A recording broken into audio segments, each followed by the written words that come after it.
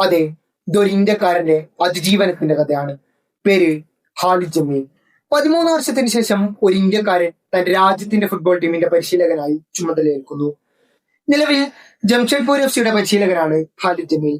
2017 ഐസ്വാൾ എഫ്.സിയെ I league ജേതാക്കളാക്കിയതിലൂടെയാണ് ഖാലിദ് ജമീൽ ശ്രദ്ധേയനാകുന്നത്. ISL-ൽ നോർത്ത് ഈസ്റ്റിനെയും ജംഷഡ്പൂരിനെയും സെമിയിലെത്തിക്കുന്ന മികച്ച ഇന്ത്യൻ കോച്ച് കൂടിയാണ് ഖാലിദ് ജമീൽ.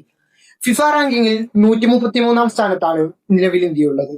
ഈ ഒരു സ്ഥലത്ത് നിന്നും ടീമിനെ ഉയർത്തിക്കൊണ്ടുവരിക എന്നുള്ള വലിയ ഉത്തരവാദിത്വമാണ് ഖാലിദിന് മുന്നിലുള്ളത്. സമീപകാലത്ത് ഇന്ത്യൻ ഫുട്ബോളിന്റെ അവസ്ഥ ദയനീയമാണ്.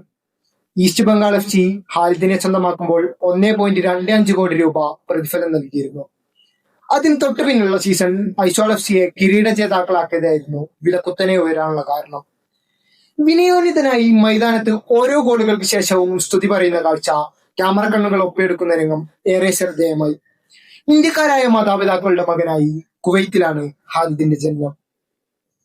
കളിക്കാരനായി ഇന്ത്യയിലേക്ക് എത്തിയപ്പോൾ മദ്യ കമ്പനിയാണ് സ്പോൺസർ എന്ന ഒറ്റ കാരണം കൊണ്ട് അന്നത്തെ മുൻനിര ക്ലബ്ബുകളായ മോഹൻ ബഗാന്റെയും ഈസ്റ്റ് ബംഗാളിന്റെയും ഓഫർ നിരസിക്കുന്ന വലിയ ചരിത്രവുമുണ്ട് ഖാലിദ് ജമീലിന്.